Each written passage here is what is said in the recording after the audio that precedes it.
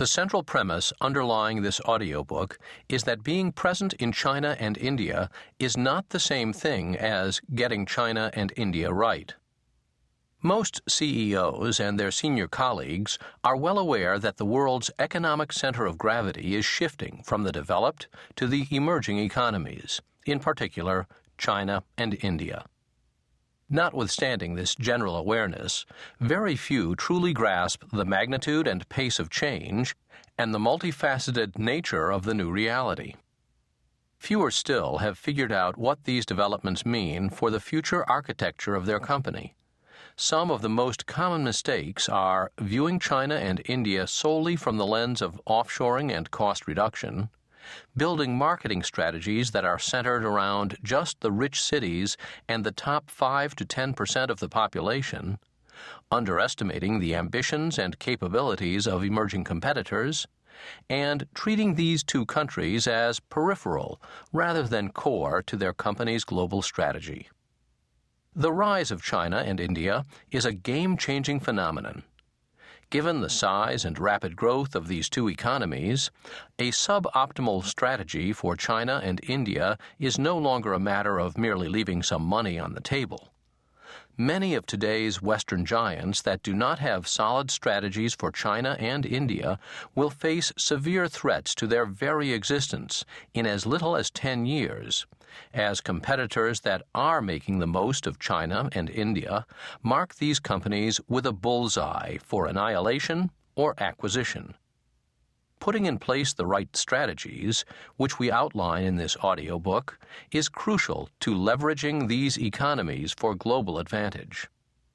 A 2006 report by the American Chamber of Commerce in Shanghai reported that 65% of its member companies were profitable, and that nearly one-third of these had profit levels equal to or higher than in other countries.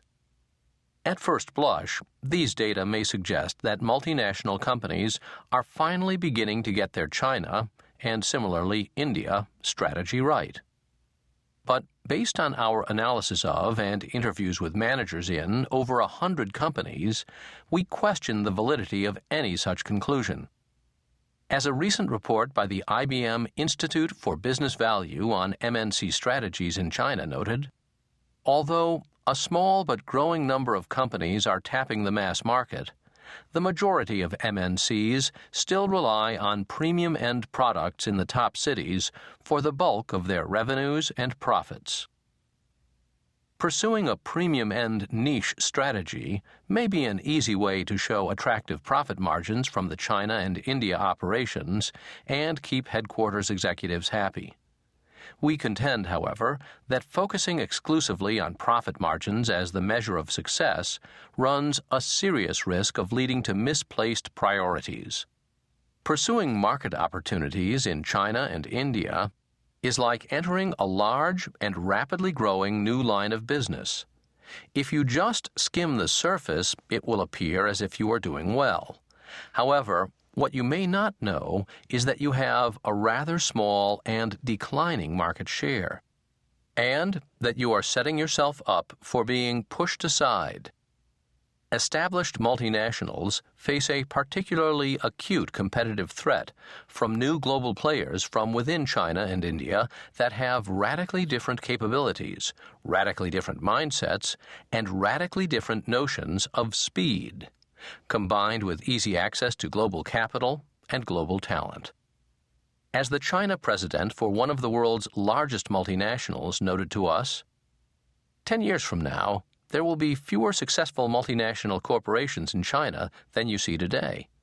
Headquarters executives in many companies are simply unaware that they are being squeezed into a narrow corner.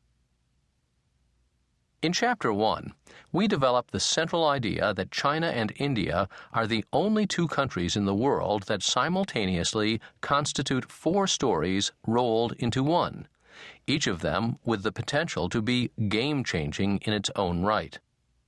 1. China and India as mega-markets for almost every product and service. 2. China and India as platforms to dramatically reduce a company's global cost structure.